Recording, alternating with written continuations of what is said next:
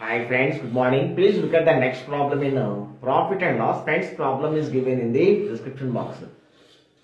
See friends, here the first dealer makes a profit of 20%. That means if the cost price is 100, then the sold price is 120.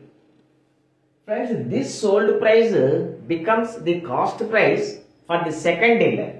So the cost price for the second dealer is 120. The second dealer sold the article for rupees 140. For rupees 140 because it is given that after passing through these two hands, the article is sold at a profit of 40%.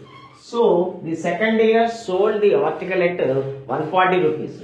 So cost price 120, sold price 140. So profit 20, profit over cost price into 100 into 100. See friends, 26s, 2 3s, 2 50s, 50 by 3. 50 by 3 implies 16 2 by 3%. 16 2 by 3% is the profit made by the second dealer. Thank you.